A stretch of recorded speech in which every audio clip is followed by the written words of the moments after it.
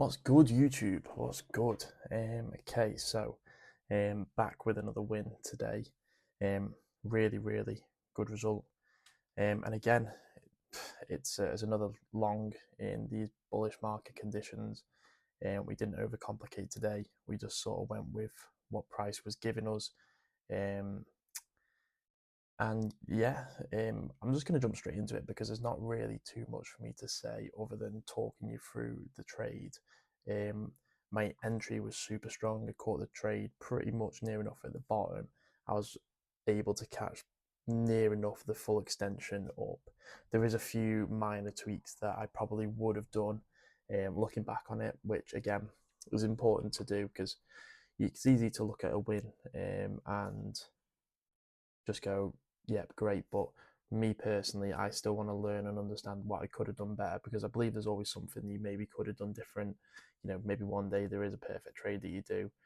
Um, but I think in something, there's always something to learn from, pick up from. And that's what I'm trying to do. And this is obviously the goal of why I'm doing this. Now, there's a lot on the screen, but I'm going to just talk you through it. I've left everything on there as is at the moment, just because it is relevant. The only thing I'm going to take out is that for the moment, just because it doesn't matter. Yeah, but everything else we will. I'll talk you through what I was seeing. Again, just to reiterate what I went through in the end of the last video. This isn't me trying to train or coach anyone that's watching. Not the goal here. For me, it's just going through my trade, what I saw in the day. And if you want to pick up things and take it into your own trading, by all means. But just to clarify, I am not teaching you. Okay. So coming into session, the market was very different. ES was moving lower, NQ was moving higher. It's a bit of a weird thing to trade when that happens. Which way is the market going to go? Which is the better, you know, um, index to trade on? It's a weird one, but I just kind of let price do its thing and tell me what it wanted to do in a way, if that makes sense.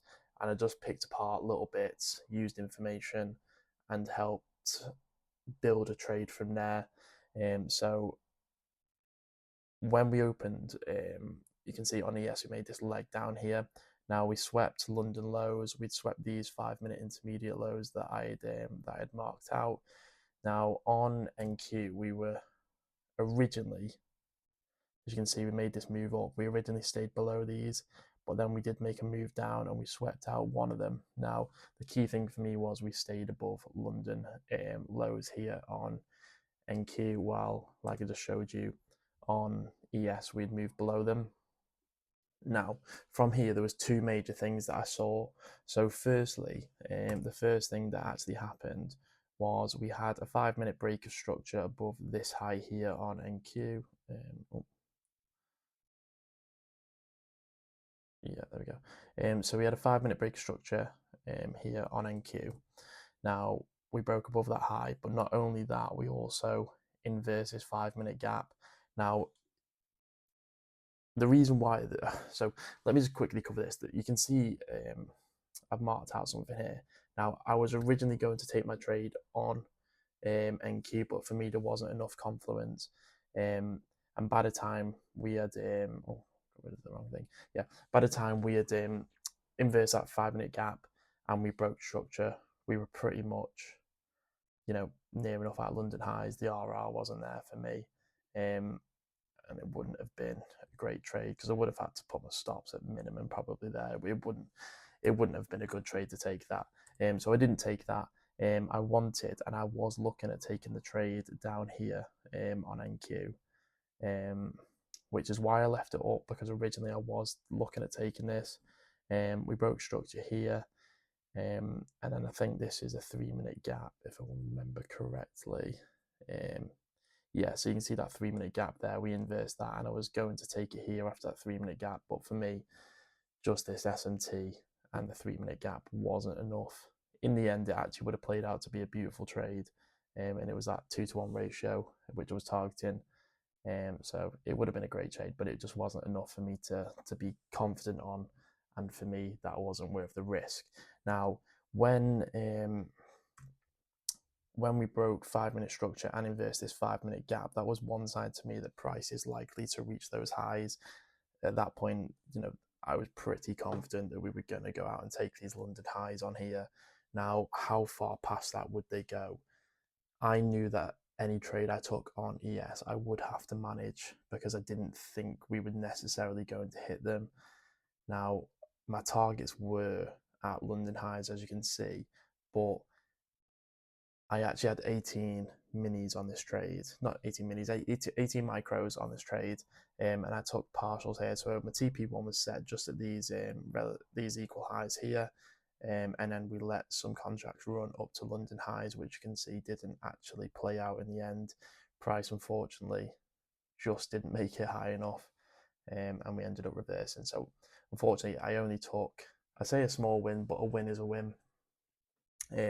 Unfortunate not to get up to TP2, but we still won on the day. You cannot complain with that. We made money in the markets today. That's all that matters. So let me talk you through what, after that 5 minute inversion and that 5 minute break structure on NQ, I moved over here, and what I entered on was actually this. So we've got this 3 minute gap down here. So we had this SMT. We'd already broke structure and inverse a 5 minute gap on NQ. Now, when we moved up here, we inverse this 3 minute gap, and usually I would want to inverse the gap, come lower, which we actually did. But I actually took my trade off this 3 minute inversion here. To me, NQ was leading. I knew that NQ was likely to hit London highs, and with that, I thought price was going to rally up into this part here. Now, I knew that this bit was going to be a crucial part of the trade, so this 5 minute gap that we had marked out, I thought this might be the bit that we got stuck on, and it wasn't looking great for a while. We respected it, but I knew once we pushed past that, we would definitely take these equal highs here, which is where my TP1 was. So as soon as we pushed through this, I knew I was pretty safe that we hit TP1, and then it was all about just leaving the runners to TP2. So we took 10 contracts out here at TP1, and we left 8 to run. So obviously in the title of the video, that's how much I made across all three. And what I'm actually going to do is I'm actually going to leave a screenshot now of the 3 accounts, just so you can see where they're up to, because I don't think I've showed them in the previous couple of videos.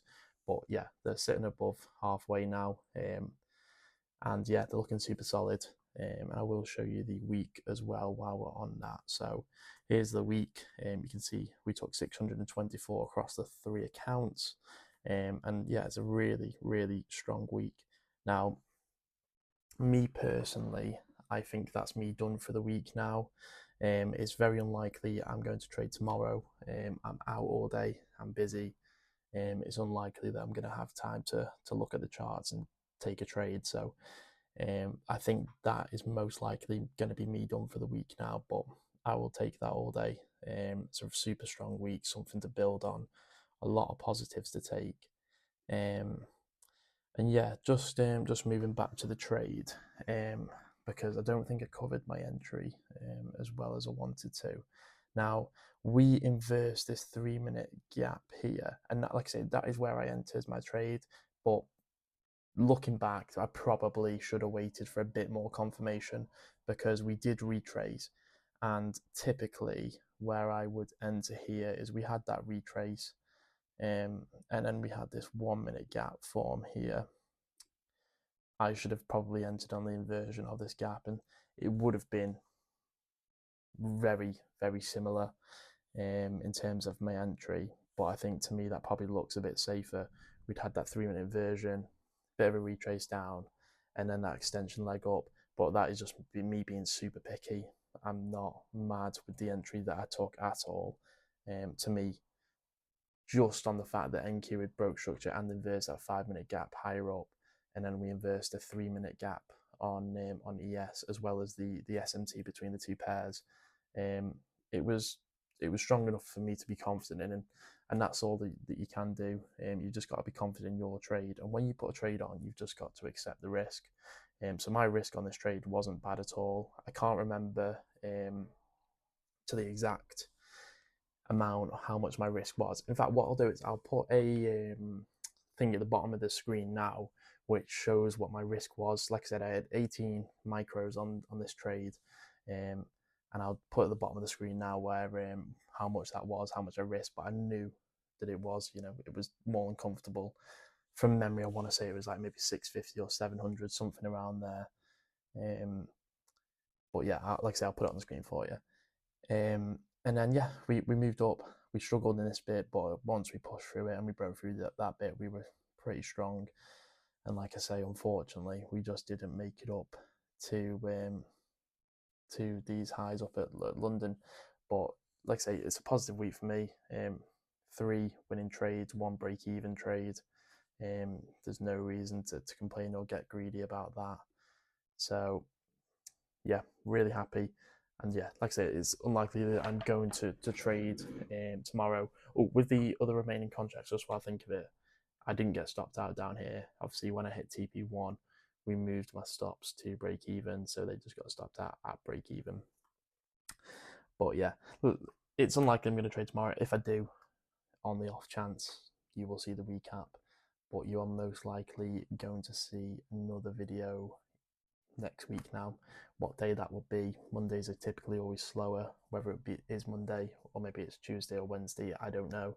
But whenever that next trade is, I'll be back with you. So until then, yeah, watch my other videos, like, subscribe, comment if you can. And yeah, I'll see you on the next one.